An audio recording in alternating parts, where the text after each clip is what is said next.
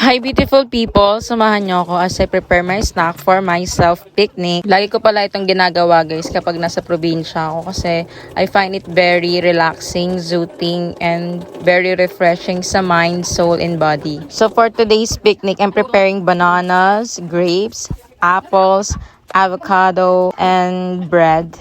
And every time na nasa province ako, I'll make sure din na I always eat food that is healthy, which is the vegetables and fruits. Because ever since I got dengue last 2020, I think yung immune system ko ay bumaba.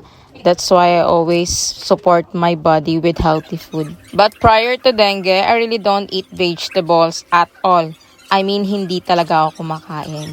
But then, dengue happens and I think it is a wake-up call from God that I really should take good care of my body. Sa mga hindi pala nakakaalam guys at sa mga gustong alamin at sa mga hindi naman gustong alamin, okay lang din. Basta sasabihin ko rin na mahilig talaga ako sa probinsya because I love the lifestyle there. Very calm and slow at alam mo yun, malayo siya sa pressure. Kaya I always make sure na nakakauwi talaga ako ng province every year. And may malaking advantage din ako dahil ang mga family ko ay maraming provinces. That's why it's really easy for me to go to province as well. So let's go na guys at puntahan natin yung lugar na pinaka-favorite kong puntahan tuwing nasa probinsya ako.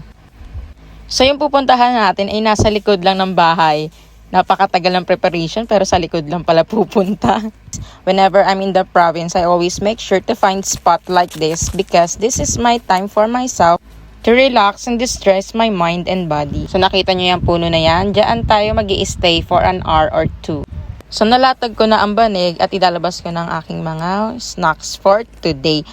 At nagdala rin pala ako ng libro guys. So mga hindi nakakaalam, mahilig po akong magbasa pero hindi lang halata. The book is called Crush the Chatterbox by Stephen Furtick. So when I was about to start reading the book, may mga dumating na aso guys. I'm so afraid of dogs kasi nung bata ako, lagi akong hinahabol. So grabe yung kaba ko dito guys, hindi halata. So ginawa ko, hinahagisa ko sila ng pagkain para maramdaman nila na hindi ako kalaban. Kasi grabe na yung kaba ko guys. Grabe na, kinapa ako na eh. So I just keep on eating and act friendly kasi baka alam mo yun, feeling nila ay sila in danger. Kaya ayan, nag-a-act ako na parang wala to, kumakain lang ako, wala akong dalang armas. And when I saw them laying down in front of me, I think they feel safe around me na. Kaya I started to read the book and start relaxing. Grabe na yung mga pagnagdaanan ko guys bago ako makapag-relax. So this book is all about silencing the enemy's lies in your head and focus on God's truth and promises for your life.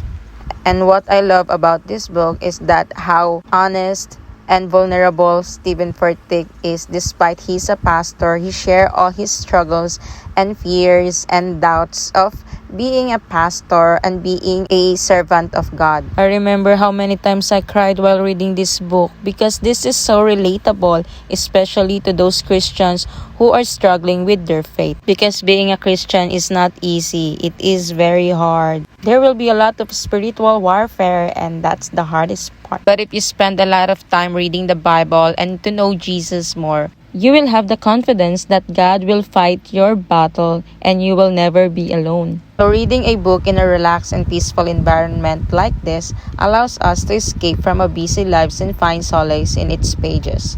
It's a chance to disconnect from technology, social media, and all the distractions that constantly bombard us. Instead, we can focus on connecting with our inner selves and exploring the profound wisdom within the scriptures. Remember, my friends, reading the Bible in a picnic setting is not just about gaining knowledge. It's about connecting with your spirituality, finding peace within, and embracing the beauty of nature. So grab your book, head out to your favorite park, and embark on this soul-nourishing adventure. Trust me, you won't regret it. That's all for today's video. Have a good day and God bless, and always remember, God loves you.